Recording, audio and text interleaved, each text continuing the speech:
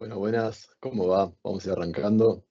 Bueno, em, primero que nada comentarles que nos sorprendieron a todos. Nuestras apuestas internas era que íbamos a ser alrededor de 30 personas, 35 personas, y conseguíamos sumar algún familiar o amigo a la charla, porque asumíamos que el tema era algo demasiado nerd, demasiado técnico y bueno, no sabíamos que había tanta gente interesada respecto a esto, así que la verdad, gracias a lo que se sumaron, evidentemente tracciona mucho más de lo que nos imaginábamos y la verdad que nos encanta.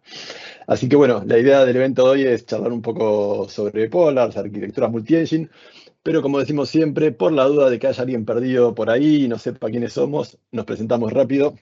Así que primero, quiénes somos Datalytics, qué hacemos, de dónde venimos y hacia dónde vamos, ¿no? Entonces, primero, acá estamos unos cuantos representando al equipo de Datalytics.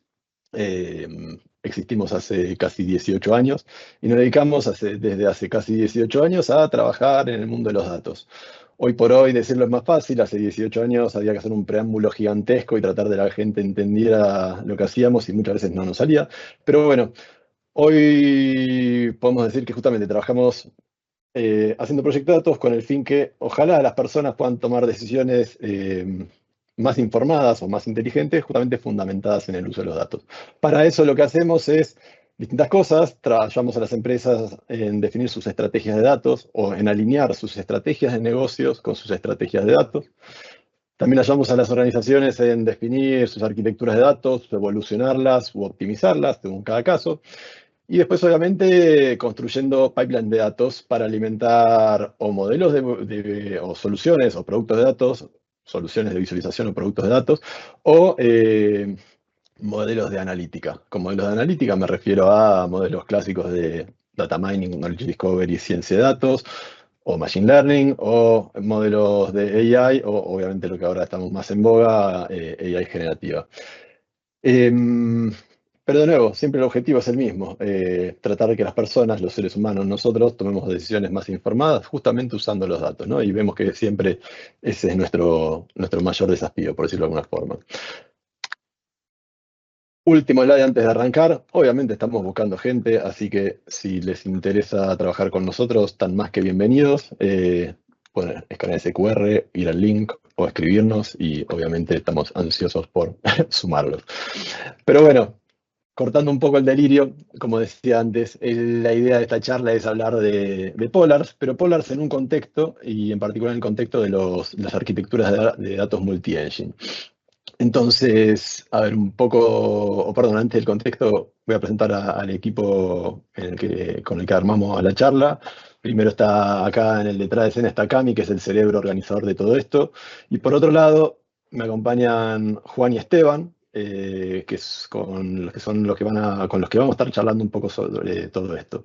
La charla está dividida en tres grandes partes, 3/4 en realidad.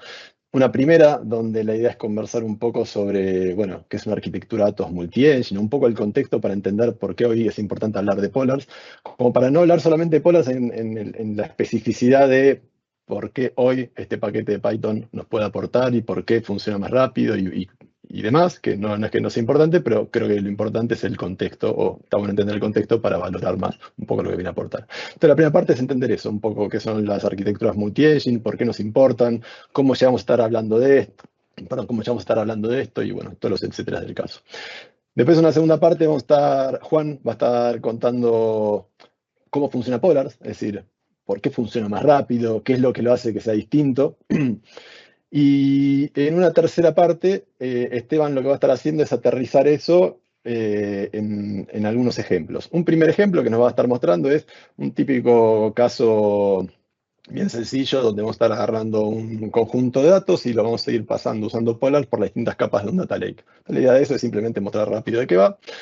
Y más importante que eso, después Esteban va a estar contando un caso que implementamos donde justamente ahí cobra sentido un poco todo esto, ¿no? Donde es un caso donde lo que buscábamos era darle acceso a una aplicación, a un sistema de recomendación, a los datos que teníamos en el Data Lake, pero de una forma escalable y costo efectiva. Entonces, ahí realmente Polar tuvo muchísimo sentido y, más importante, tuvo muchísimo sentido en el marco de una arquitectura de un data lake, ¿no? O de un open data lake, como vamos a estar hablando ahora en un segundo. Así que bueno, si les parece, vamos directamente. Entonces, primero, un poco de contexto. A ver, para entender cómo llegamos hasta acá es importante entender que históricamente, y hasta hace 10 años, no mucho más, lo cierto es que los datos históricamente se almacenaban en una base de datos. Sí, parece algo peyorativo, pero es así. ¿Qué significa esto? A ver, ejemplifiquemos con un data warehouse, un data mart, o donde sea que guardáramos los datos para su almacenamiento, para su análisis posterior. Eso era típicamente una base de datos, no importa cuál, no importa si era, bueno, no importa el tipo de base de datos, pero era una base de datos. La característica de las bases de datos en esa instancia, y todavía hoy, pero me voy a parar sobre todo en esa instancia, hace más o menos 10 años, era que tanto el almacenamiento de esos datos como la gestión de esos datos, como el procesamiento de esos datos, quedaba en manos de la base de datos. Y con eso nos garantizaban un montón de cosas que son los que buscábamos en una base de datos, pero bueno, de nuevo, la característica era que el almacenamiento, la gestión y el procesamiento de esos datos lo hacía la base de datos. Una característica que siempre tuvimos nosotros en la industria o en el mundo de los datos, por decirlo de una forma, es que la necesidad de cómputo siempre fue variable, es dinámica. Es decir, yo una vez que tengo mis datos almacenados, cuando los quiero procesar, necesito el cómputo, necesito la capacidad de procesar esos datos. Típicamente, en una solución bien tradicional de warehousing o de un data lake, inclusive hoy día, típicamente el gran porcentaje de los procesamientos, por decirlo de una forma, es nocturno, es batch. Puede ser micro batch, pero siempre es, para generalizar, es batch, o para hacerlo más sencillo. Entonces, lo cierto es que tal vez durante un periodo de tiempo nocturno, típicamente, hay una necesidad de cómputo, de procesamiento fuerte, porque estoy procesando los datos, actualizándolos, o lo que sea que tenga que hacer mi pipeline de datos. Y una vez que termina eso, la necesidad de cómputo cambia. La necesidad de cómputo pasa mucho tiempo a estar latente, esperando a que alguien venga a usar esos datos, que puede ser que justamente hayan horas donde el cómputo es nulo, latente, o tengo el cómputo asociado a las peticiones que me hace el usuario, donde definitivamente es muy distinto. Si el usuario está accediendo a mis datos a través de un tablero, tendré que resolver las necesidades asociadas al acceso de esos datos. Si el acceso es a través de una API, de una aplicación, tendré que resolver el acceso, el cómputo necesario para permitir el acceso a eso. Pero definitivamente es distinto el cómputo a la hora de ejecutar un pipeline, es distinto a la hora de entrenar un modelo de, no sé, de ciencia de datos o machine learning, es distinto a la hora de lo que sea que esté haciendo, es dinámico. Y esa es una característica que siempre tuvimos. Entonces, lo que empezamos a ver con el correr del tiempo y sobre todo cuando empezamos a trabajar hace más o menos 10 años con los sistemas distribuidos, tal vez un poquito más, pero para redondear, con sistemas distribuidos, es que empezamos a desacoplar de a poco el almacenamiento de los datos con el procesamiento de esos datos. ¿Por qué? Porque nos dimos cuenta que, bueno, en realidad, trabajando con Hadoop, los datos se almacenaban en archivos, en un file system, HDFS, en algún formato, arrancamos usando un formato tipo CSV y después empezamos a usar formatos de archivo un poco más óptimos para su uso posterior. Pero empezamos de a poco a desacoplarlos. Entonces, ahí empezamos a ver que ese desacople entre los datos y su procesamiento empezaba a tener un poco de sentido. Pero bueno, si aceleramos un poco, con el correr del tiempo fuimos incorporando formatos de datos abiertos, perdón, formatos de tablas abiertas, es decir, Open Table Formats. Estoy hablando de Hudi, Iceberg, Delta Lake, que con eso ganábamos performance, porque ya los datos se almacenaban bajo estructuras, bajo archivos, que estaban optimizados para su consulta posterior. Y más importante, eran interoperables.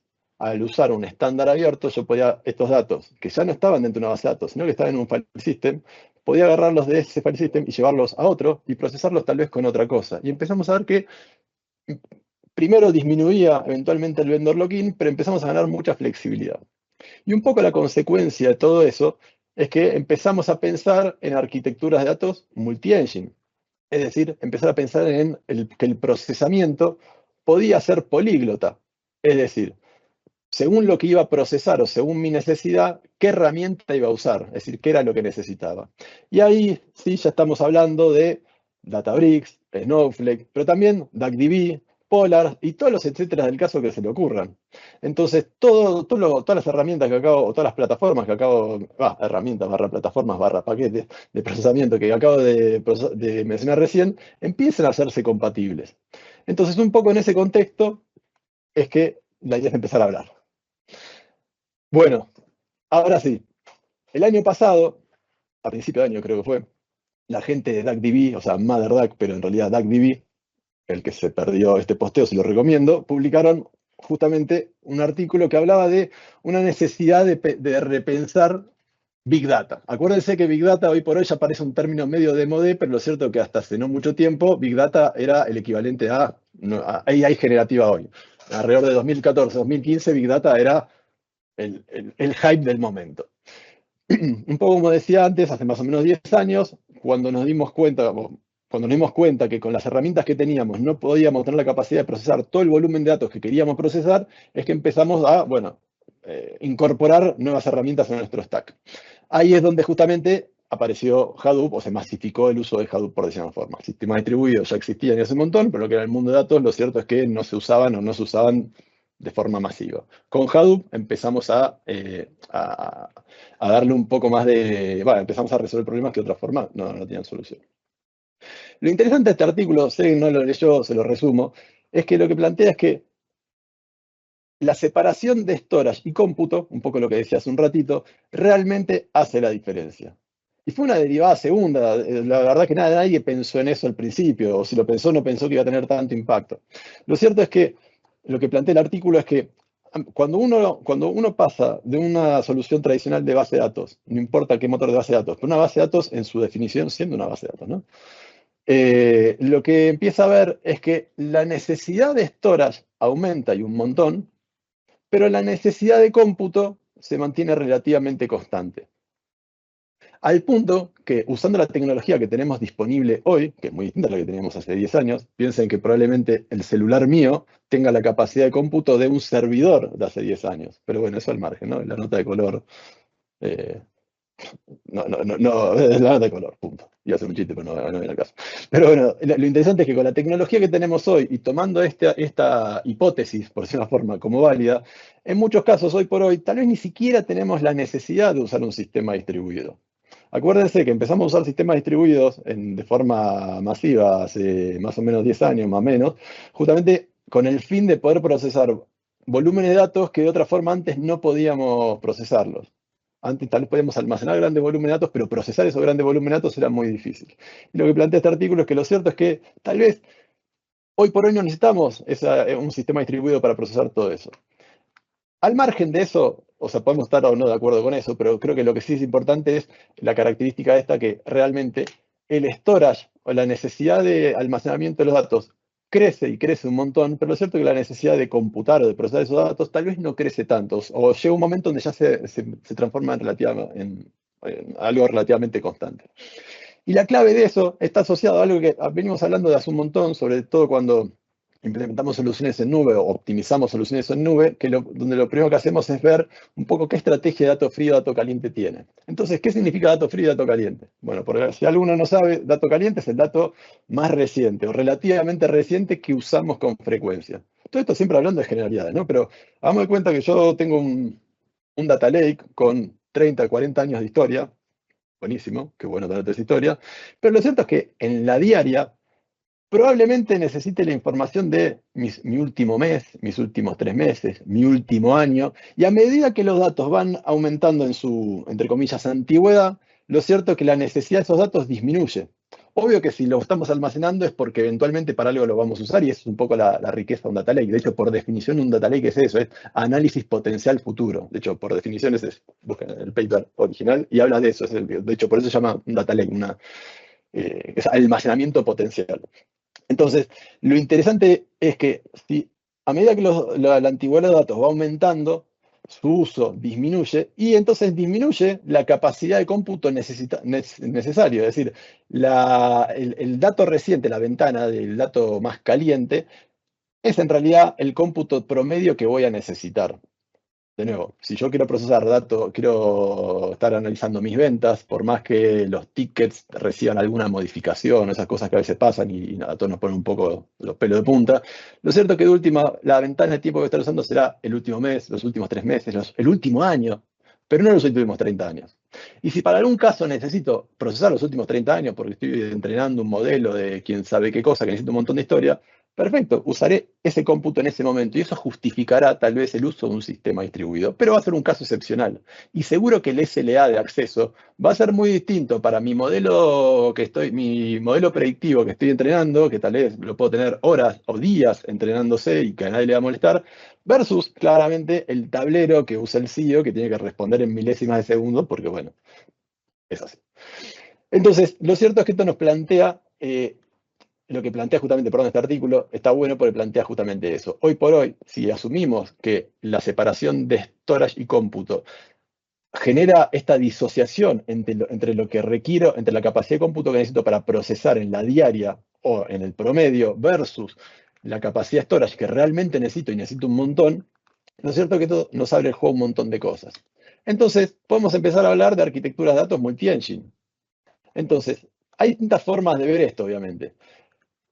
Por ejemplo, esta es una visión donde nos enfocamos en el tamaño de las cargas. Esto al que le interesa está bueno leer el posteo de Julien Jurault, no sé cómo se pronunciará, así que perdón, Julien, si nos estás escuchando, donde habla de Multi-Engine Data Stack, donde usando DuckDB, Iceberg y Snowflake plantea un poco un argumento de este estilo, donde plantea para cargas de procesamiento livianas, que son en muchos casos el Pareto, o sea, son ese 20% de las ejecuciones, pero que roban el 80% de los datos que estamos procesando, la ventana de datos, usar, por ejemplo, DuckDB.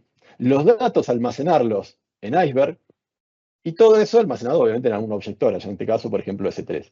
Ahora, para cargas realmente masivas, donde si yo separo carga masiva de carga de pipeline liviano de pipeline más pesados, lo cierto es que ahí sí puedo usar, por ejemplo, Snowflake. Lo que plantea también que está bueno es usar DBT como capa para que todo sea más SQL 100% y todo compatible, y Dactar para la orquestación de todo eso. Como tiene una visión de carga pesada y carga liviana, está bueno lo que plantea. Ahora otra visión de lo mismo es esta, donde estamos hablando exactamente lo mismo, pero en este caso la visión ya no es a nivel arquitectura, sino tal vez de caso de uso. Entonces, hoy todos sabemos que el acceso apificado a nuestros datos es una realidad que empieza a cobrar mucha más relevancia que los tableros. Es decir, históricamente los usuarios accedían a los datos a través de reportes o tableros bueno, que consumían con la frecuencia que pudiéramos lograr. Lo cierto es que el acceso programático a los datos viene asociado a la madurez del data lake. A medida que el data lake crece, es maduro, lo más lógico que pase es que toda la organización usa esos datos. Y toda la organización ya no son solamente las personas y los tableros, sino son también las aplicaciones que necesitan consumir datos. Entonces, en vez de ir a buscar algún sistema de origen donde tal vez los datos no están garantizados, tiene sentido ir a buscarlos al data lake. Entonces, ahí llegamos al acceso apificado. Ahora, de una perspectiva de arquitectura de datos, el acceso apificado tiene algunos desafíos. Por eso que muchas veces es como el sabor del encuentro, como Quilmes, una cerveza argentina con una publicidad muy hermosa, donde un eslogan que habla del sabor del encuentro. En este caso, es donde los costos de la plataforma y la performance muchas veces se cruzan. ¿Por qué? Pues yo puedo tener, por ejemplo, una solución basada en Databricks y Power BI para el consumo de los tableros y los reportes de los usuarios, y Databricks para el pipeline de procesamiento de todo el data lake, espectacular. Pero tal vez durante la capa de el periodo de procesamiento que hagamos de cuenta que es batch, tengo un clúster con determinadas características, con más capacidad de cómputo, y durante el día, para responder a Power BI, tengo otro clúster con menos capacidades, porque tal vez no necesito tanto poder de cómputo, porque como decía al principio, las cargas de procesamiento son dinámicas. Ahora, el acceso apificado en estos casos nos rompe todo, porque si yo tengo un ecosistema de aplicaciones que necesita acceder a los datos, ese acceso tiene que ser muy rápido. Entonces va a competir habilito un nuevo clúster para eso, y eso es caro, o compito con recursos con el clúster que ya tengo. Pero el patrón de uso de una aplicación es muy distinto al patrón de uso de un tablero. Entonces ahí es donde, por ejemplo, podemos usar Polars. ¿Por qué Polars? Porque es muy liviano, porque es tan liviano puede correr dentro de una Azure Function, en ese ecosistema sería 100% serverless. Y los datos, ¿dónde estarían? En este caso, en Delta Lake sobre Data Lake Storage, todo en Azure. A propósito de un ejemplo con AWS y Snowflake y otro con Azure y Databricks. Entonces, acá es donde estamos en otro esquema de arquitectura multi-engine, pero resolviendo la necesidad de acceso apificado. No es casual este caso, este va a ser el caso que va a estar mostrando Esteban al final, donde justamente lo que planteamos fue una solución que él va a estar contando y mostrando, donde teníamos que resolver las necesidades de datos de un sistema de recomendación, con acceso obviamente apificado, y donde el costo de resolverlo de otra forma más tradicional era muy caro y poco performante versus esta solución que era muy performante y al mismo tiempo muy económica o costo efectiva. Así que bueno, con todo esto a modo de contexto, te paso la pelota a vos, Juan, para que puedas empezar a ya entrar más en detalle sobre Polars y así podamos ir todos entendiendo por qué Polars performa mejor y qué es lo que hace distinto para bueno, llevarnos hacia eso, ¿no? Bueno, yo creo que dada la introducción que Guille nos dio, es eh, cuando nosotros analizamos las iniciativas de datos, uno tiene que tener en cuenta las volumetrías que esto va a acarrear. Posiblemente son cargas full, cargas deltas y demás. Pero entonces ahí es donde entra. Si yo tengo iniciativas que mis cargas deltas son miles, cientos de miles de registros o inclusive 1, 2, 3, 5 millones, por ejemplo, ¿cierto? Entonces, no, uno se va directamente pues, a lo que conoce y lo que sabe que funciona muy bien, que son plataformas que por detrás corren sobre sistemas distribuidos, pero digamos que en todo esto hay alternativas. Sabemos que desde hace mucho tiempo el desacople de la base de datos se ha venido dando y el desacople visto desde la capa de almacenamiento y la capa de cómputo todavía más, ¿cierto? ¿Cuál era el susto antes? Era como la latencia, los tiempos de respuesta y demás, pero yo creo que todos estos temas en cloud han evolucionado mucho y también han evolucionado en el sentido de que uno ya no tiene capacidades aprovisionadas, sino que casi que muchas de las cosas las hace tipo serverless, ¿cierto? Pago por uso, proceso una vez al día o tengo batch varios al día o tengo micro batch y demás. Entonces, ¿qué es lo que vienen estos nuevos actores a entrar, digamos, sobre las mismas plataformas o tecnologías y dar como su punto de vista, ¿cierto? Entonces, ¿qué pasa? Digamos que es Polars, es un motor de procesamiento, es una librería pues en Python que fue escrita en Rust, ¿cierto? Que esto que flexibiliza es que manipula la manipulación de manipulación de datos rápida y eficiente, ¿cierto? Y que de alguna manera esto permite tener planes de ejecución antes de tener ese tema de presentación de datos o ese tema de hacer collect y mostrar datos. Entonces, ¿qué hace? Que digamos que comparado con, pues, digamos, esto es un hijo nacido a partir de pandas, ¿cuál es el valor agregado que genera? Es velocidad, ¿cierto? Y uso de recursos, optimización y que la sintaxis es muy parecida a Pandas, que es pues de lo que más conocemos, ¿cierto? ¿Qué puntos importantes destaca Polars? Que el tema de procesamiento en paralelo, optimización de query y la evaluación, lazy evaluation pues de los queries. Eh, digamos que hace que uno pueda utilizar Polars, es decir, uno dice, bueno, es una librería y demás, pero yo de alguna manera tengo que enlazarlas con unos orígenes y llevarlos a un destino, tener formatos óptimos de procesamiento, tener conexiones a bases de datos en los casos que lo necesite, conexiones a los diferentes cloud provider y cómo funcionaría. Entonces, como un rapidazón rápido es, se conecta a formatos SV, JSON, Parquet, Delta, que es como lo que más utilizamos. Tiene conectores de base de datos MySQL, Postgres, Redshift. Vos lees datos directamente desde un storage account o desde un S3. Y lo bueno es que de alguna manera la comunidad está creciendo mucho. Entonces, posiblemente tengas algo, no sé, demasiado rebuscado que hoy no lo soporte y puede estar en el backlog de construcción, ¿cierto?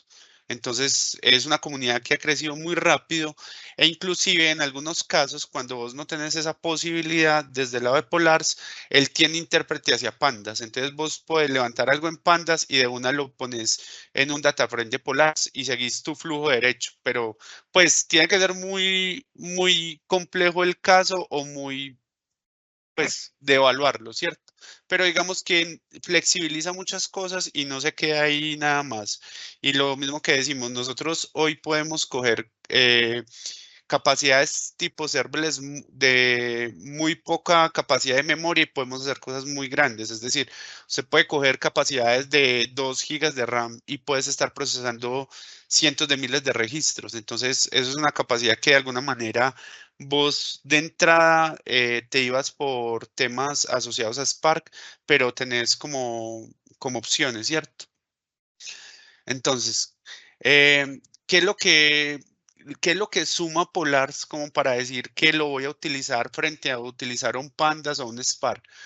Primero, él utiliza toda la capacidad de procesamiento que tenga la máquina donde se esté ejecutando, ¿cierto? Entonces, utiliza todos los cores que estén disponibles, reduce completamente la asignación en memoria, es decir, él lo que hace es que vos tenés dos formas de hacer el plan de ejecución. Uno que es el que normalmente uno hace con Pandas, si lo está utilizando, o Spark, que inclusive Spark ya ha evolucionado en esa parte de lazy evaluation, que es que vos puedes ir compilando líneas de código y él en ese momento no ha levantado datos, es decir, no ha, si es, por ejemplo, lea tal cosa, él lo mínimo que te trae es el esquema de los datos que vas a hacer. Vas a hacer un filtro, listo, te compila el filtro, pero él en ningún momento está haciendo la ejecución en memoria, levantando la información, que simplemente está haciendo una compilación de que todo lo que vas compilando hasta que tenés esa capa de presentación de datos. O es decir, estás devolviendo un resultado de los datos que vas a mostrar o vas a hacer un collect o cosas así por el estilo. Entonces, tienes esa forma de que vos de alguna manera puedes compilar muy rápido el código para saber qué tenés y demás, no utilizas mucho tema de asignación de memoria, cores y demás, hasta que presentes datos, ¿cierto? Entonces, él tiene, particularmente Polars, tiene en Lazy Evaluation dos formas de hacerlo. Una que es IGAR, que es que vos, cuando ejecuta, él te ejecuta en la medida que hiciste tu lógica. Si tu lógica fue hacer estos pasos, pues él lo ejecuta así como está. Pero lazy es que él te permite mirar el orden de ejecución que estás haciendo y si él ve que hay una optimización que pueda generar, la hace. Es decir, muchas veces cuando, no sé, y que inclusive nosotros en SQL, no, primero porque no filtras antes de mostrar o por qué no primero, antes de agregar una columna, levanta solo los datos que necesitas levantar. Entonces, él te permite hacer eso dentro de su motor, ¿cierto? Entonces, eso es como un ejemplo claro del tema. Es que yo tengo unos datos, ¿cierto? Entonces, yo tengo una rutina que es sumar una columna, adicionar pues una columna, filtrar datos y ordenarlos, ¿cierto? Si esta fue la forma que yo codifiqué, que yo levanté un dato, hice desde una tabla o un data frame o un archivo, yo lo próximo que hice en mis instrucciones es crear una nueva columna, luego hice un filtro sobre el set de datos y luego hice pues un ordenamiento. Si yo habilito la opción de que me optimice la consulta, el dentro del motor, él hace primero la instrucción de filtrar, luego agrega la columna y luego ordena. ¿Por qué? Supongamos que vos tenés 1 millón de registros y el filtro de entrada te descarta, no sé, el 50% de los datos. Entonces, es mejor yo tener el 50% de los datos para agregar un nuevo objeto, una nueva columna sobre el mismo objeto que esté iterando y luego hacer el ordenamiento que yo agregar una nueva columna sobre 1 millón, que posiblemente el dato sea el resultado del cálculo de algo. Entonces, mira que de alguna manera él te está generando un plan de ejecución que optimiza, digamos, el orden de ejecución de lo que estás haciendo. Por ende, eso se ve reflejado en tiempos de respuesta y uso de recursos de cómputo que estamos utilizando. Entonces, de alguna manera, nosotros, ¿por qué de entrada decidimos utilizar Polars? Pues nos dateamos primero que todo. Nosotros sabemos lo que utilizamos cuando utilizamos Spark, cuando utilizamos Pandas, cuando utilizamos inclusive motores de base de datos o otro tipo de librerías. Entonces, ¿cuál fue el punto de referencia? Pues investigación, paper y demás, donde hacen como que la diferencia de tiempos de respuesta, ¿cierto? Entonces esto es directamente la página de Polars, donde aquí la prueba fue como levantar datos en Parquet desde un storage y haciendo unas rutinas de procesamiento, pues aquí ven la diferencia de tiempos de respuesta, es decir, obviamente, tenemos que, lo que hablamos al principio, cuando uno determina que va a utilizar Spark, uno siempre se imagina los volúmenes absurdos de datos, pero muchas de las iniciativas de nosotros no son esos volúmenes que es como que la tecnología promete, ¿cierto? Entonces, teniendo ese sizing o Perdón, Juan, perdón, déjame sí, complementar ahí una cosa. Y aprovecho también para decir que a los que tengan alguna duda, pregunta, mensaje, amor y esperanza, arriba a la derecha tienen el botón de preguntas y respuestas para, bueno, para escribir lo que les pinte. No prendemos los micrófonos porque somos demasiados y sería un despelote. Respecto a justamente lo que son volúmenes, o sea, en las implementaciones típicas hoy por hoy, tal vez el volumen de datos es demencial. Y la verdad es eso, tal vez sí tenemos tabla con miles de millones de registros y con un montón de columnas y que todo sumado da no sé cuántos teras, petas o lo que sea, exas de datos y esos volúmenes demenciales que todos ya nos cansamos de escuchar, ¿no? Las presentaciones donde explican como todos los exas, petas, zetas y todas esas cosas que ya ni las entiendo. Pero lo cierto es que más allá del volumen que tengamos, muchas veces, y vuelvo al principio de la charla, por eso me parece un buen ancla, perdón, muchas veces la consulta que tenemos que hacer o el procesamiento que tenemos que hacer no es sobre todo eso. Un poco lo decía antes, tal vez tengamos 40, 50 años de historia en la tabla, con el detalle, las transacciones, y eso está perfecto, pero probablemente querramos analizar el último mes, el último día, los últimos no sé cuántos minutos. Entonces, eso hace que ese volumen demencial se fraccione en porciones mucho más acotadas. Nada, perdón, eso para asociar un poco lo que hablábamos antes. exacto. Eh, entonces, ¿por qué utilizamos una librería como este tipo? Porque ¿y dónde la podemos utilizar? La podemos utilizar en capas de procesamiento, la podemos utilizar en capas de presentación de datos, obviamente detrás de, no sé, una API que consuma datos, esos datos ¿dónde están? Por ejemplo, en un data lake, ¿cierto?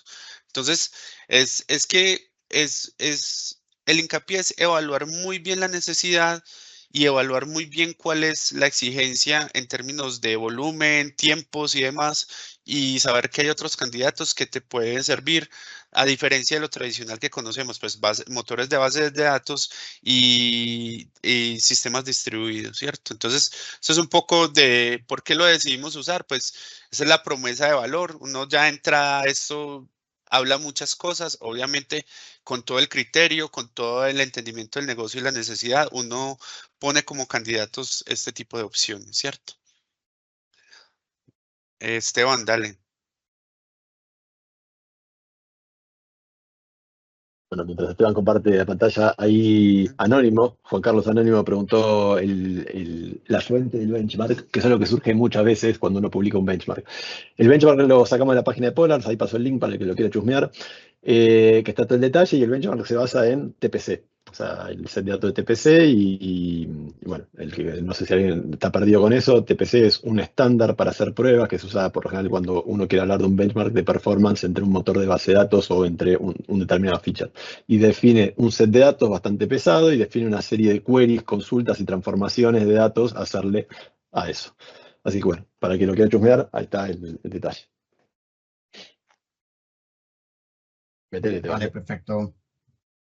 Bueno, entonces, dado todo el preámbulo que Guille nos contaba y todo el detalle técnico que nos mencionaba ahorita Juan respecto a cómo Polar optimiza, la idea es que vamos a hablar de un poco de las características más relevantes pues, que de alguna manera tenemos dentro de Polars. Seguramente cada uno de ustedes tendrá la oportunidad de entrar a la página oficial de Polars, revisar todo el tema de la documentación donde detalla cada una de las, digamos, de todas las propiedades y características que tiene Polars. En nuestro caso vamos a hablar de algunas cuantas que nos parecen importantes y al final pues vamos a hablar de un caso práctico interesante precisamente por lo que hablábamos al inicio de cómo se desacopla el cómputo del storage. Inicialmente hablar de Polar Expression, que básicamente, al igual que muchas otras librerías dentro de Python, nos permite a nosotros crear código de forma concatenada, ¿sí? Nos permite entonces que a través de, pues, digamos, de estructurar bien nuestro código, vamos generando pasos y transformaciones dentro de los datos, donde quizás en una parte hacemos todo lo que son selecciones, luego generación de nuevas columnas, filtros y al final quizás todo el tema de orden sobre los datos. Esto respecto a Polar Expression. Algo interesante que Polars tiene es el pipeline. Básicamente, entonces, esto es dentro de la librería de Polars una de las características que nos permite a nosotros generar algunas funciones donde podemos aplicar actividades de transformación, ¿sí? Entonces, en este caso vemos un ejemplo donde aplicamos funciones de filtros, funciones de agrupación y al final orden. Digamos que esto como funciones luego lo encadenamos a través de la opción de pipe, donde básicamente va una tubería de datos. Nosotros vamos llevando como tal el proceso que requerimos sobre alguna iniciativa como tal de datos y al final pues eso nos permite tener un código más claro, legible y pues en caso de donde necesitemos hacer revisiones, mantenimientos y demás, bajo esta estructura se hace mucho más fácil de entender. Pensar que el código que hoy construimos quizás otra persona o al entregarle al cliente va a tenerle que en algún momento entrar a dar soporte, mantenimiento por algunos casos nuevos que se quieran ajustar. Entonces nos permite esta opción de pipe precisamente que el código sea fácilmente entendible.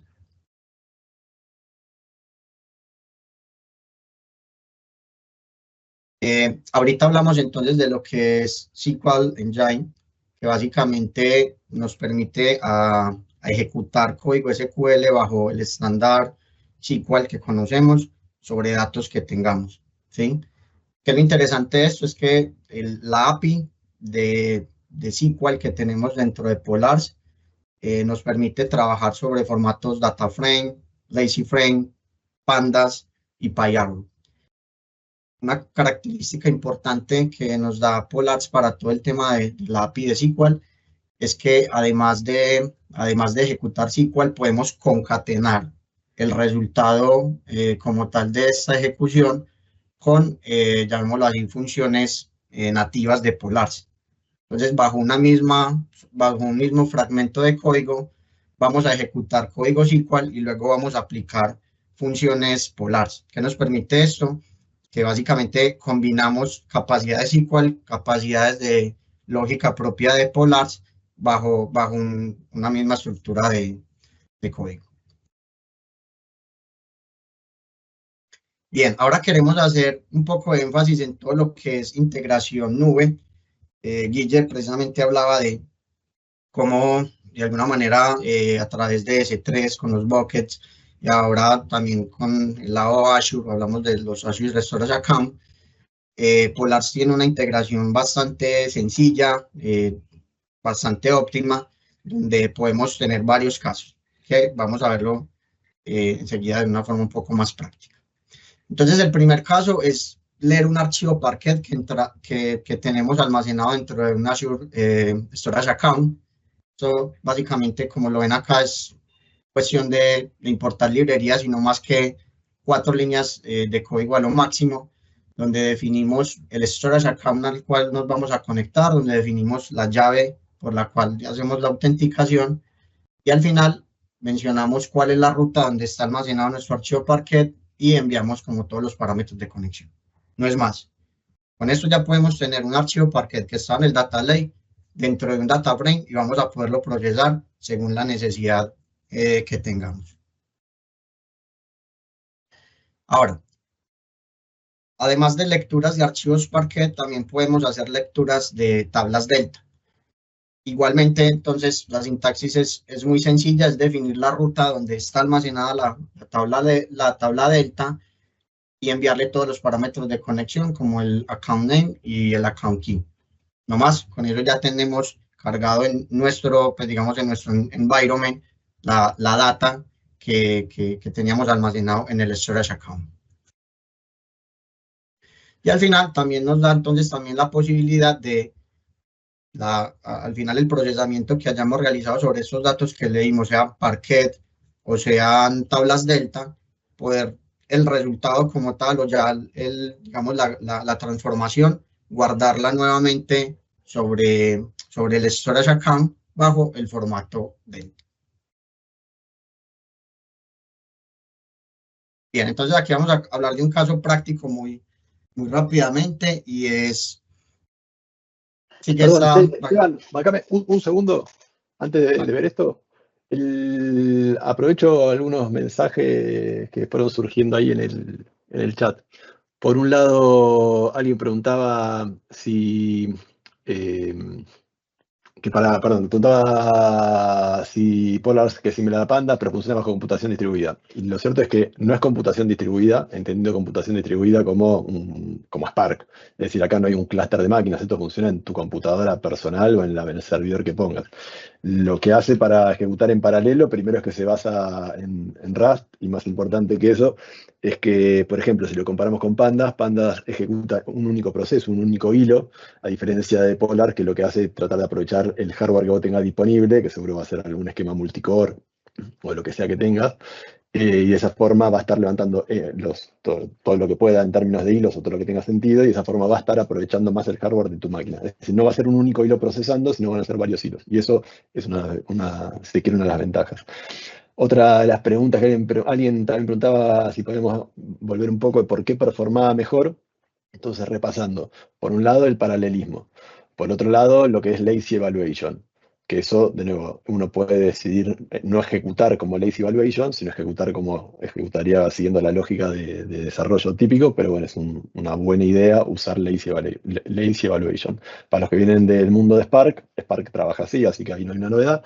Pero bueno, un gran beneficio al ejecutar de esa forma es que los planes de acceso son mucho más... bueno, hay un plan de acceso, razón por la cual típicamente es más performante. Por otro lado, el manejo de la memoria es bastante piola, usa por detrás Apache Arrow, eso hace que todos los objetos en memoria, todos los objetos de datos en memoria sean interoperables, eso está bueno, sobre todo cuando estamos mezclando Polar con otras cosas. Y por otro lado, trabaja de forma columnar, entonces también eso hace que te piola en ese sentido, ¿sabes? Que la performance sea lo interesante. Y no sé si me estoy comiendo alguno más, pero en líneas generales es eso. Después de Julio Arismendi menciona, y está bueno lo que dice, que es importante que lo que sea que leamos, la información donde sea que esté particionada, para que de esa forma Polar no escanee toda la tabla. Sí, está bueno eso no es particular de Polar, eso es cualquier cosa, casi una estrategia de supervivencia cuando uno trabaja con grandes volúmenes de datos, así que está bueno el punto. Lo piola de Polars es que aún en los escenarios horribles donde no esté particionado, y vamos a tener cierta mejora en la performance, pero porque el uso de la memoria y por otras cosas que mencionaba antes, sobre todo lazy evaluation, pero obviamente si nosotros queremos sobrevivir en un escenario donde tenemos tablas o archivos muy grandes, más vale que estén particionados porque si no, probablemente no vayamos a ningún lado, ni ya no haya Polars, ni Spark, ni nada que nos salve. Y el uno último que llegó ahora, que habla con cuáles de los tres formatos de almacenamiento, Delta, Iceberg, Hoodie, tiene mayor soporte no solo de lectura, sino de escritura. Con seguridad, Iceberg y Delta. Hoodie, la verdad, no te sabría decir, pero porque no lo veo mucho. No sé, Juan y Esteban, si están un poco al tanto del soporte de Hoodie. Hoy Polars funciona muy bien con Delta, ¿cierto? Si vas a utilizar Hoodie o Iceberg, tenés que acoplar otras librerías de Arrow, o inclusive con DuckDB también lo puede leer y luego transformarlo en un objeto tipo Polars, pero eso está en línea pues del backlog que tiene Polars. Ahí va. Bueno, eso más. Te paso la pelota, Esteban. Gracias. Bien, entonces básicamente creo que esto es el clásico de clásicos que cada vez vemos siempre en una arquitectura Lighthouse. Digamos que aquí el cambio que vemos es que pues, acá arriba no vemos Spark, no vemos Databricks o cosas por el estilo, sino que vamos a hablar de Polars. Entonces, básicamente con este caso queremos mostrarles un flujo básico que se trata de integración con nube a través del Azure Storage Account, donde vamos a tomar un archivo Parquet que está digamos, en una capa raw. Luego con Polars vamos a leerlo y vamos a transformarlo en una tabla ya delta, donde lo vamos a llevar a una capa bronce. Y al final vamos leyendo ya una tabla bronce, vamos entonces a aplicar algunos filtros y agregaciones para llevarlo ya, digamos, a una capa silver y pues, posteriormente ya, si se quiere, a una capa gold. Entonces aquí rápidamente me cambio al...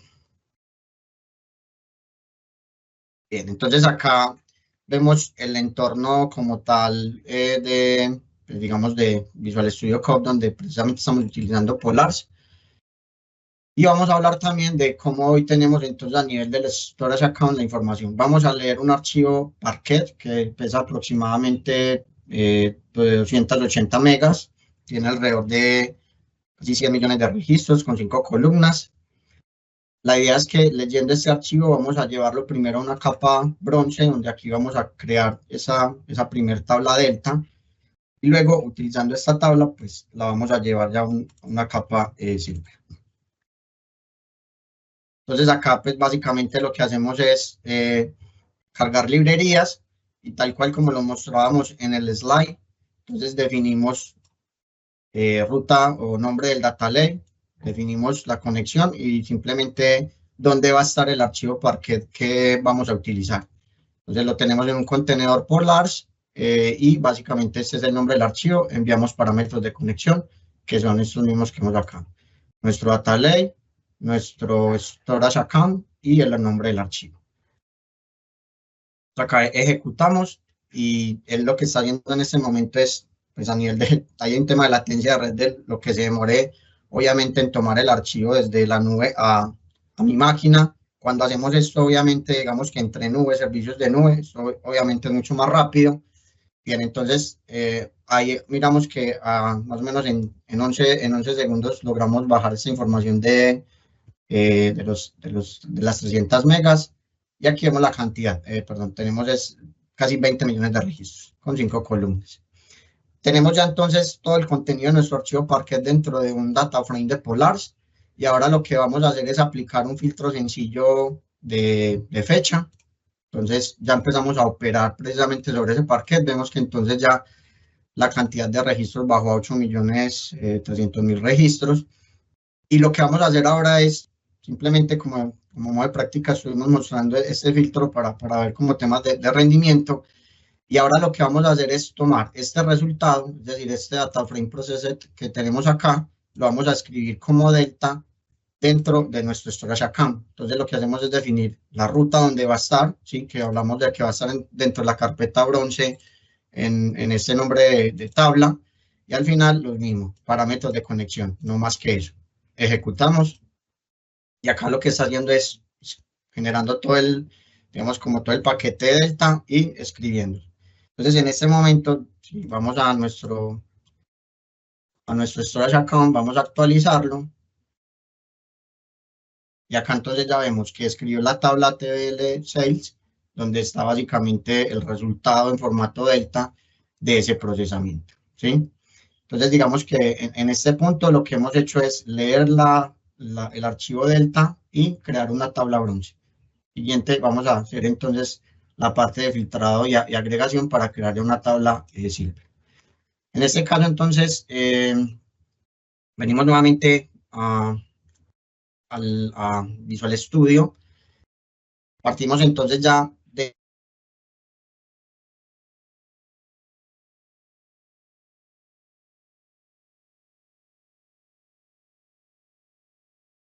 para leerlo y parámetros de conexión. Como les menciono, casi que salen en una línea de código.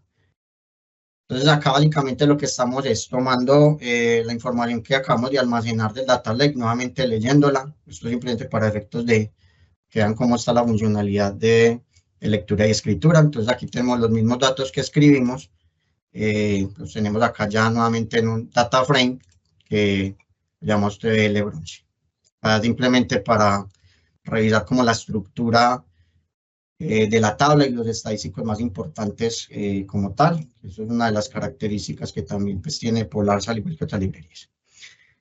Bueno, ahora pues básicamente mencionamos la opción de pipe que nos permite Polars. Entonces, al igual que veíamos en el slide, creamos unas funciones sencillas de filtro, agrupación y ordenamiento. Y al final lo que hacemos es que lo vamos llamando en el orden que requiere la transformación. Aplicamos cambios. Y acá tenemos entonces rápidamente el resultado en más o menos 160 milisegundos. Importante, como mencionábamos ahora, el tema de la API SQL. Entonces, aquí digamos que hicimos este trabajo muy desde la sintaxis Polars, pero ahora queremos también mostrarles cómo sería ese tema de la interacción con SQL. Entonces, básicamente lo que hacemos es que la tabla bronce que leímos la llevamos al contexto SQL para que pueda entenderlo básicamente bajo el estándar ANSI. Y acá vemos que ya la tabla quedó registrada y finalmente pues acá aparece dentro de, digamos que el catálogo que tiene Polars en su API SQL. Si vemos acá, entonces básicamente lo que hacemos es aplicar las mismas transformaciones que realizamos a nivel de sintaxis Python, Polars, y acá lo que hacemos es agrupar, aplicar filtros y ordenar, ¿sí? Entonces ahorita quizás respondiendo a la pregunta que nos hacían de si había una diferencia, básicamente vemos que pues, hizo la misma transformación y lo hizo de alguna manera también en cuestión de milisegundos. Entonces acá tenemos ya nuevamente, pues digamos un data frame con el resultado de ese procesamiento o esta consulta que realizamos. Y al final entonces lo que vamos a hacer es, este resultado lo vamos a llevar a nuestro storage account dentro de una tabla que la llamamos Silver o que está un poco más agregada, más limpia y no más que digamos, los parámetros de conexión que ya conocemos. Entonces acá tenemos la ejecución, en 2 segundos vamos y revisamos y entonces vamos a ver que acá dentro de nuestro contenedor Silver, aquí ya tenemos entonces una nueva tabla derivada de la tabla bronce que revisamos con la estructura delta y todo su contenido. Entonces, volviendo a la presentación, básicamente acá en un ejercicio super dummy, lo que hicimos fue simular el clásico de clásicos de cómo los datos se mueven entre capas, pero con las capacidades Polars. Ahí le doy paso a Juan para que nos cuente ya un poco del caso de negocio en sí, como tal. Bueno, pues yo creo que hablamos cosas técnicas, pero si uno no lo acerca como a la realidad de algo, pues uno, bueno, es una librería, funciona muy bien. Vemos que de alguna manera me permite optimizar muchas cosas, optimizo rendimiento, planes de ejecución y demás, y funciona, ¿cierto? Y sobre todo también que uno se fija en que sea intuitivo el uso y no sea algo a muy bajo nivel y sea muy parecido a lo que hoy utiliza uno, ¿cierto? Entonces, digamos que este caso de uso donde nosotros lo utilizamos esto es la salida de un modelo ML donde generaban un batch de un modelo de recomendación que se ejecutamos, digamos, todos los días, ¿cierto? Entonces era más o menos, digamos, 20 millones de registros y de eso, ¿cómo hacíamos para que esa salida de ese modelo batch lo dejáramos disponible, ese backend lo dejáramos disponible para que una aplicación que utilizan los usuarios le mostrara pues qué le recomienda en términos de cursos y otras cosas que ofrece pues el cliente, ¿cierto? Entonces nosotros, digamos que en esa arquitectura inicial, digamos nosotros que hicimos, bueno, utilicemos la salida del modelo ML, llevémoslo a un storage account, de ese storage account subámoslo a un Cosmos, generemos una API, generamos la API en Azure Function, pues porque tenían unas particularidades, igual Cosmos te permite apificar también, y ya que esa API, según la estrategia de apificación que tenga el cliente, pues nos adaptamos y finalmente el portal hace uso pues de la información. Entonces Juan entra, Juan, y de una te aparece la recomendación en lo que el cliente provee en términos de cursos y demás, ¿cierto? Entonces, digamos que esta fue la primera versión. ¿Y qué sacamos de esa primera versión? El costo aproximado de la arquitectura era más o menos $700, ¿cierto? Era un más o menos, ¿cierto? Más, ¿por qué? Porque eso tendía a crecer en términos de cursos, de clientes y demás. ¿Y qué puntos importantes teníamos? Es el consumo es a nivel de usuario. Juan va y busca su cédula que muestra toda su recomendación entre cursos y programa. Entonces, había alta tasa de concurrencia, entonces podrían haber 5 o 6 en el mismo momento, 10 usuarios ingresando, muchas peticiones en segundos y minutos y demás. Y los tiempos de respuesta que hoy damos con esa arquitectura que ya teníamos era más o menos entre 1 y 3 segundos, ¿cierto? Entre que la persona entraba, hacía petición, pues la respuesta es del lado del backend, ya la parte del frontend, pues le sumaría unos milisegundos, pero esa era como el input. Entonces, viendo la estrategia de que teníamos un volumen, ese volumen era directamente usuarios, cursos, programas que ellos tenían, los llevamos a una Cosmos y ya consultar por usuario. Entonces, ¿qué alternativas alternativas de solución teníamos más enfocados, digamos, en utilizar algo nuevo, más a la medida y buscando posiblemente una optimización de costos? Entonces, si nosotros queríamos reemplazar Cosmos, que era pues el fuerte y el fuerte en términos de costos también, deberíamos desacoplar el almacenamiento y el procesamiento. Entonces, el almacenamiento lo tiraríamos a un storage account y el consumo sería en una Azure Function, ¿cierto? Entonces, si desacoplamos almacenamiento, debemos buscar un formato óptimo para ese almacenamiento. Deberíamos generar particiones óptimas para lectura y escritura y que cuando yo vaya a buscar una persona, ese resultado o esos objetos que utilizamos Delta por detrás, que son Parquet, pues sabemos que Delta es un Parquet con metadata, tuviera ese peso ideal para que no sobrepasara, digamos, un límite que tuviéramos sobre la Azure Function, ¿cierto? Que eso tiene una capacidad, obviamente vos la escalas, pero si llegamos a un resultado muy bueno en términos de almacenamiento, evitamos esa escalabilidad, ¿cierto? Y por ende esa escalabilidad me equipara a costos y demás, entonces no tendría mucho sentido. Entonces, ¿cómo hacemos eso? ¿Y cómo hacemos algo relacionado en una consulta que de alguna manera los candidatos normales a particionar que uno tiene es cosas que me distribuyan muy bien los datos, que yo sé que las consultas me segmentan muy bien, pero cuando aquí tenemos un nivel de granularidad es mucho el reto? Entonces, ¿qué pasa? Comenzamos como a entender los datos y demás, y candidatos a particionar no había muchos. Entonces, ¿uno qué hace? Se puede inventar particiones, ¿cierto? Puede hacer, mirar cómo distribuir los datos, cómo vienen creciendo y demás, y haces candidatos, y esos candidatos cuando vas a escanear, que sea acorde a lo que proponemos en términos de uso, ¿cierto? Y del lado de la capacidad de cómputo debe permitir la concurrencia actual mínimamente, permitir escalar, los tiempos de respuesta deberían ser iguales o hasta donde el cliente tolere un poco más de tiempo, pero pues si vamos a proponer debería ser algo aproximado, ¿cierto? Interesante. Y de permitir lo mismo estrategia, apificarse y ser consumida por el frontend o el backend de la aplicación, ¿cierto? Entonces, en la estrategia que propusimos, efectivamente es, de eso que teníamos en Cosmos, vamos a separarlo al Data Lake para el storage y todo el tema de procesamiento desde una función, esa función inclusive de la capa más básica, y vamos a utilizar Polar, ¿cierto? Entonces,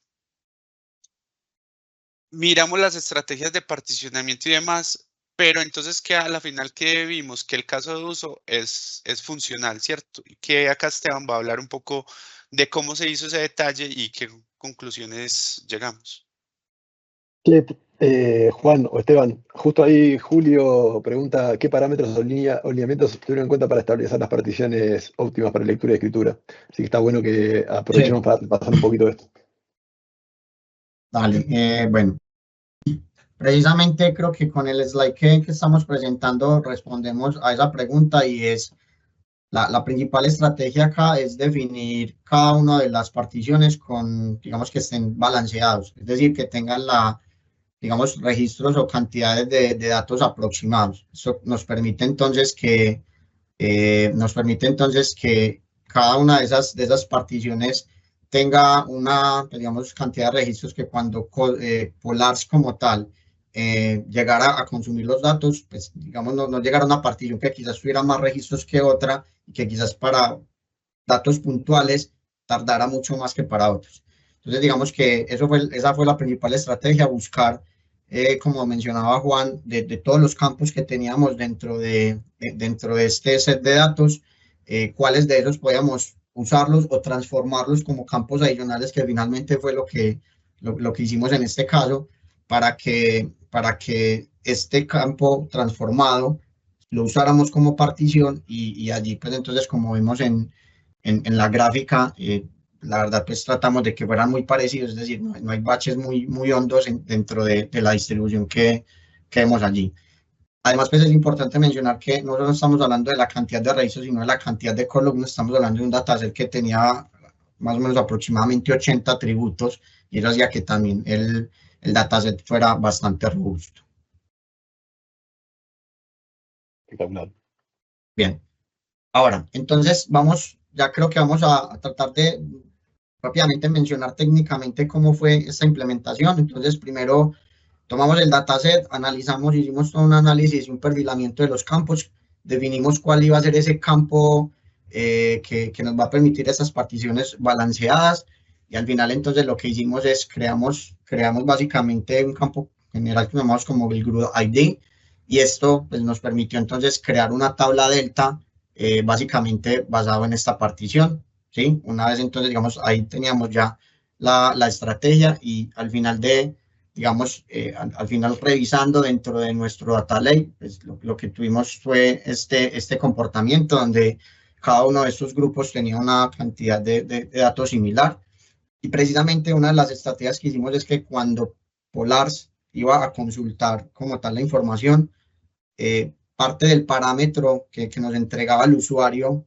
era su identificación, ¿sí? Y esa identificación nos permitía buscarlo dentro de estos grupos, porque tomábamos, digamos, sus últimos dígitos en este caso, para poder saber y decirle a Polar sobre qué grupo específico debía ir, sobre qué partición como tal debía ir, porque estábamos seguros que ahí existía el usuario y ahí estaba su recomendación. No teníamos que hacer todo el scan de los 20 millones de registros. Eso creo que fue básicamente una de las estrategias más importantes que tuvimos allí.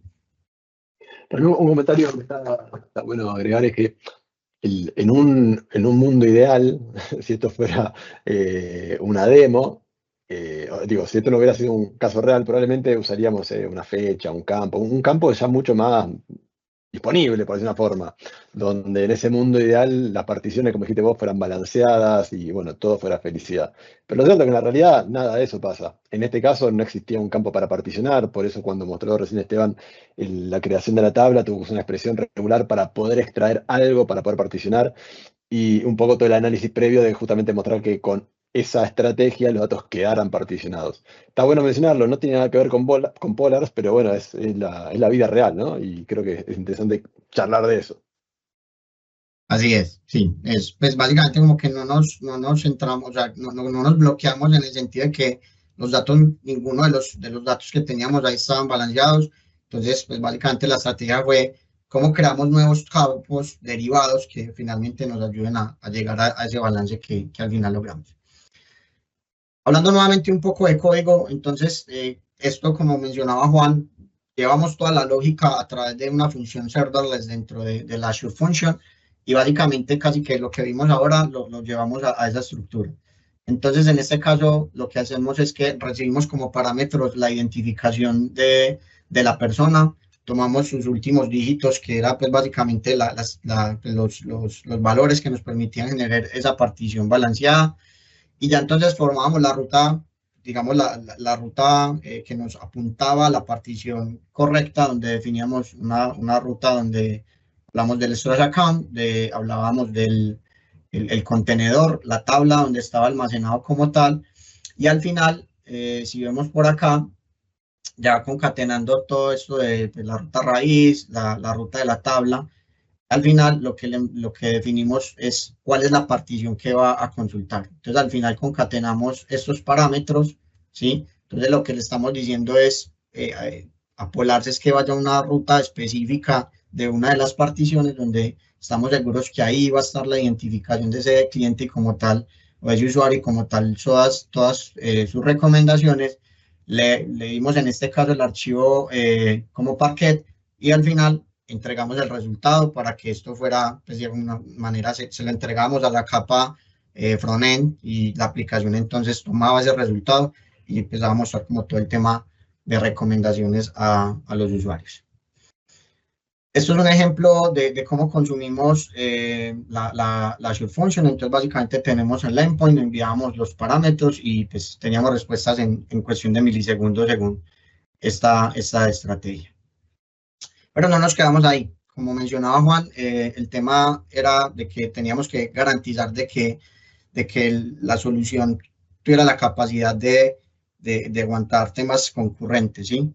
Por ello, entonces, digamos, utilizamos todo el tema de pruebas de estrés, pruebas de consumo, donde básicamente lo que hicimos fue simular alrededor de 120 peticiones con IDs de identificaciones de usuarios diferentes en más o menos un rango de 5 segundos. Es decir, la misma Azure Function iba a recibir digamos, como todo ese flujo de peticiones en este lapso de tiempo. Al final los resultados fueron muy buenos. Tuvimos que en esos 5 segundos las 120 peticiones de cada uno de los usuarios fueron exitosas y que más o menos tuvimos tiempos de respuesta también en cuestión de milisegundos como tal.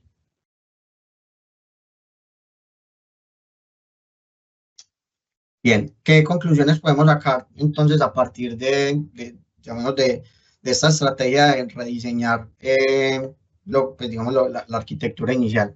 Primero que estamos hablando de un caso de uso funcional, estamos hablando de un caso de negocio aplicado, que nos respondió muy bien a todo lo que son pruebas de concurrencia, ¿sí? Con todo este ejemplo de pruebas de estrés que estuvimos haciendo, que definitivamente aquí, digamos, la clave fue una buena estrategia de partición para lo que es lectura y escritura, porque aquí también, pues quizás no lo hablamos dentro del caso, pero también tenemos esta tabla delta, está constantemente alimentada por digamos, otros procesos que también nos permitía ir y actualizar la partición o los grupos de particiones que aplican. Y creo que acá lo más importante también es hablar del tema de reducción de costos. Básicamente Cosmos, que era el que nos entregaba toda esta opción de alta concurrencia, lo reemplazamos por Azure Function, donde teníamos con Cosmos más o menos, solo Cosmos hablábamos más o menos de $700, y al final lo que logramos es digamos, una reducción de llevar la Azure Function a un costo de $50, donde básicamente estamos hablando de los service plan, que son los que de alguna manera entregan la capacidad computacional y los recursos a Polar para que pueda hacer esto, donde entonces básicamente no afectamos la capa funcional, seguimos conservando toda la parte de concurrencia y reducimos los costos sustancialmente. Ahí te tiro la pelota, Guille. Dale. Bueno, a ver, antes de cerrar, ¿no? Pero para dejar la presentación así, vuelvo a compartir así la tenemos ahí de fondo. Pero bueno, antes de cerrar, como decía recién, a ver, lo interesante, a ver, si pudiera recapitular un poco todo lo que estuvimos viendo. Empezamos charlando de arquitecturas multi-engine. Creo que lo interesante ahí es entender que hoy tenemos distintas opciones, ¿no? Y tener distintas opciones está bueno, no para marearse, sino para entender que según lo que querramos hacer, vamos a tener algo más específico para usar y que eso va a tener distintos beneficios. En este caso, el beneficio no solamente es un tema de ahorro de costo, pasar de una plataforma que el costo estimado era alrededor de $700 para hacer a $50, es un ahorro que está buenísimo, pero más importante que eso es asegurarnos que la solución es escalable. Al ser 100% serverless, escalará a lo que tenga que escalar y en el momento que no tenga un pico de carga, se achicará y saldrá a cero. Entonces es interesante eso. Por otro lado, lo que estuvimos charlando respecto de Polars, en términos de por qué funciona como funciona, creo que es interesante, bueno, ya charlamos bastante, pero es interesante recapitular un poco eso, ¿no? O sea, el paralelismo, la ejecución vaga o lazy evaluation, que nos genera el plan de acceso, el uso de memoria un poco más eficiente. Y una cosa que no charlamos, pero que está bueno, es que toda esa performance que se gana no es en desmedro de una sintaxis horrible o críptica que a veces pasa, ¿no? Muchas veces para mejorar la performance de algo, el código se transforma un poco más ilegible. La verdad que la sintaxis, las APIs de Polar son mucho más expresivas que, por ejemplo, las de Pandas. Muchas veces para hacer algo en Pandas, por más que lo tengamos muy naturalizado, a veces hacemos cosas que son medio raras. Es decir, cuando usamos funciones lambda o cosas por el estilo, a veces son porque naturalmente la API no lo tiene incorporado, es decir, no es tan expresiva. Y lo resolvemos de otra forma que, bueno, ya de nuevo lo tenemos naturalizado, pero no debería ser así, o uno esperaría tal vez que fuera de otra forma. La API de Polar está muy buena y es muchísimo más expresiva en ese sentido, lo cual hace que esté bueno realmente. Después, un poco el primer caso ejemplo que mostró Esteban respecto al típico procesamiento en las distintas capas de un data lake, creo que es bueno, bastante bien, pero lo que quería mostrar ahí es que de nuevo es el uso típico que le usaríamos en un escenario típico. O sea, tengo un archivo de origen, lo cargo en la capa de bronce, en la capa de raw data, y después lo voy procesando y pasando por las distintas capas del data lake.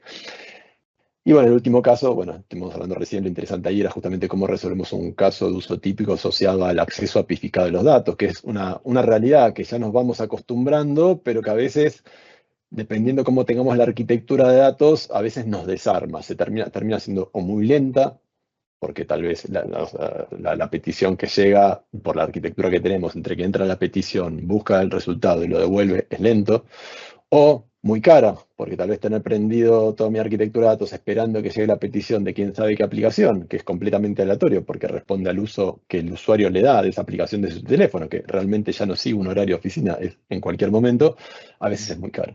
Entonces, realmente el uso de un esquema serverless muy liviano, tan liviano que puede correr en un Azure Function, o si tuviéramos en AWS sería en Lambda, realmente está buenísimo. Entonces, de nuevo, tener opciones es algo que está bueno. Ahora, tener opciones no va en desmedro del gobierno y eso es un punto importante que creo que hay que tener en cuenta y a veces los que venimos más de un perfil más duro o los que nos fanatizamos por determinada tecnología a veces nos olvidamos. Entonces, un poco, como para ir cerrando, un poco lo que menciona este slide, ¿no? Una cosa es el volumen, otra cosa es el procesamiento, lo que charlábamos respecto del desacople. Realmente eso nos cambia la película. Con eso empezamos a hablar de Open Data Lake, es decir, si usamos formatos de archivos abiertos, que es una buena idea, Iceberg, Hudi, Delta, hoy por hoy creo que la discusión sería entre Iceberg y Delta Lake. Lo cierto es que nuestros datos ya no están dentro de una base de datos, ya no están dentro de un Redshift, ya no están dentro de un Snowflake, ya no están dentro de un Oracle, están en un file system. Y en particular, casi con seguridad en un Object Storage, porque casi con seguridad estaremos usando la nube para eso, que es la forma más elástica, flexible y obviamente costo efectiva. Y eso está bueno porque reducimos un montón el vendor lock-in. Nuestros datos son nuestros, entonces los podemos procesar con lo que querramos. Un poco por eso está bueno los ejemplos, o nos pareció que estaba bueno hablar de Polars en particular, pues nos gusta un montón, pero en realidad vamos a hablar de Polar, DuckDB, Databricks, Snowflake y todos los etcéteras que se les ocurran, porque lo cierto es que de nuevo, al tener un data lake abierto o un Open Data Lake, porque nos basamos en sistemas de archivos abiertos, podemos hacer eso. Ahora, todo eso está buenísimo y nos da flexibilidad, por eso antes hablaba de procesamiento políglota, es decir, según qué quiero hacer, cómo lo voy a ejecutar, espectacular. Ahora, de nuevo, gobierno es fundamental, ya no es una buena idea o algo que está en boga y que sería lindo tener.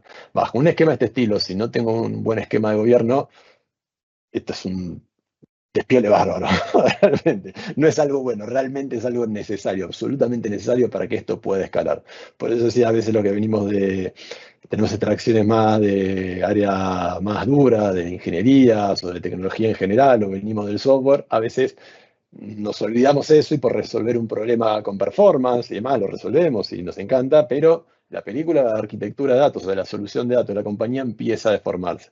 Recuerden que lo que queremos buscar en el Data Lake es concentrar los datos garantizados en calidad de toda la compañía. Si no estamos garantizando eso, no tiene sentido almacenar los datos en un mismo lugar, porque lo cierto sería como eso sería la versión moderna de un almacenamiento en cinta. No tiene casi valor hoy. Salvo una auditoría. Pero no, hablando en serio, realmente el valor de Data Lake no es solamente el almacenamiento de los datos, sino, bueno, el modelado de las distintas capas de datos que nos lo enriquecen y nos garantizan la calidad. Y si hacemos eso, tiene sentido que toda la organización, de todas las formas disponibles y que se les pueda ocurrir, usen esos datos, porque si están garantizados en calidad, ¿cómo no los voy a usar? Así que bueno, por eso hablar de gobierno es fundamental. Para los que no conocían Polar, si se coparon, o para los que están buscando en internet algún que otro recurso, está bueno acceder al libro de Polar de O'Reilly, accediendo al canal de Discord que está ahí de Polars, pueden accederlo gratis, está bueno, no hay muchas veces que las cosas son gratis. Eso es porque justamente el libro está en proceso de escritura, ya el libro en la versión última está en 300 páginas, es la versión cruda, o sea, directa de los autores. Los autores son, uno de los autores es el que arrancó el proyecto Polar, así que está bueno.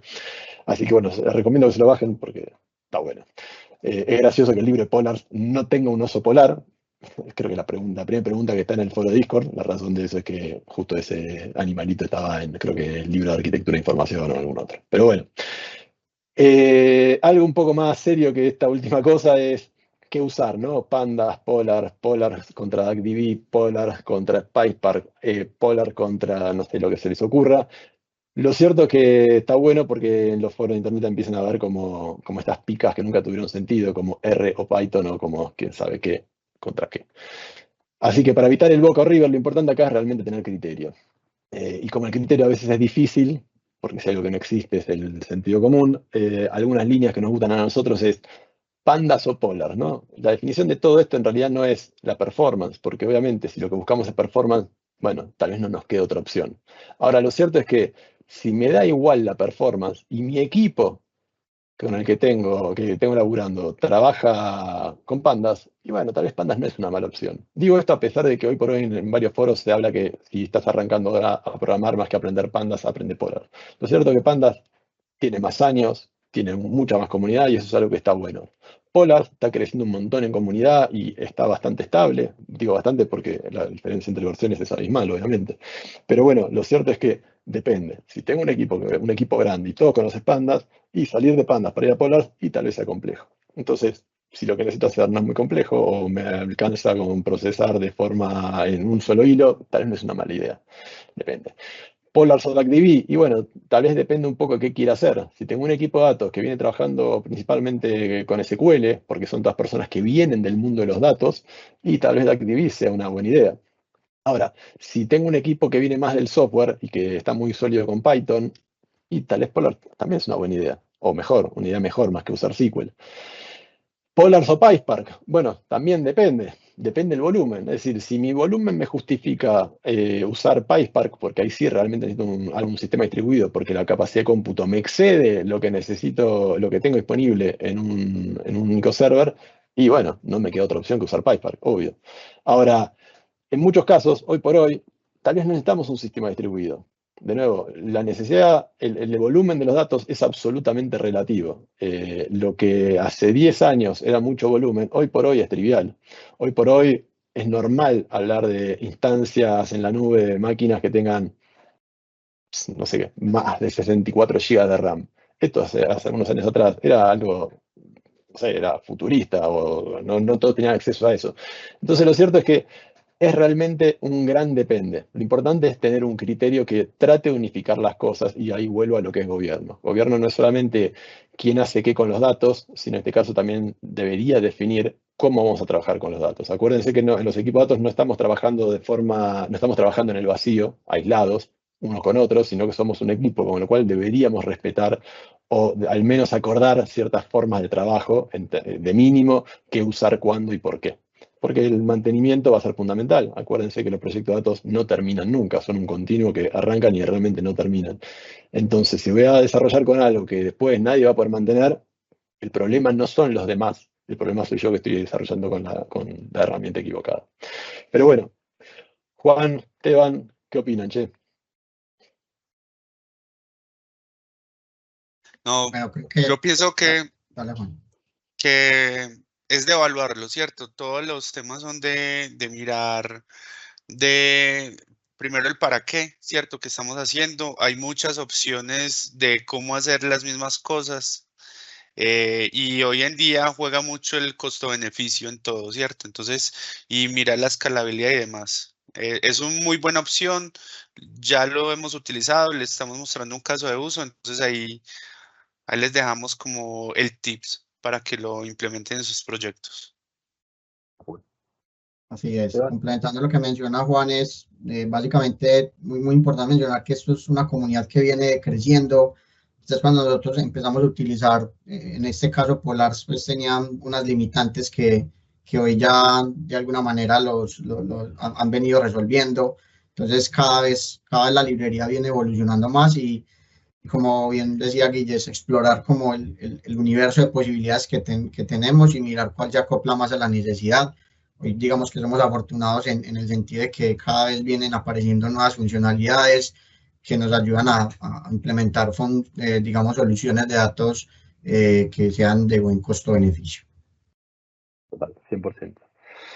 Bueno, gracias a todos los que se conectaron y de nuevo, queríamos buscar alguna excusa de poner un oso polar en la presentación y la primera que nos apareció fue uno con cerveza. Supongo que el algoritmo tuvo algo que ver con todo eso. Pero bueno, a los que se quieran sumar al equipo, los estamos buscando, así que pone canal de QR o postularse y son más que bienvenidos. Y bueno, gracias de nuevo a todos los que se sumaron y ojalá nos vemos pronto.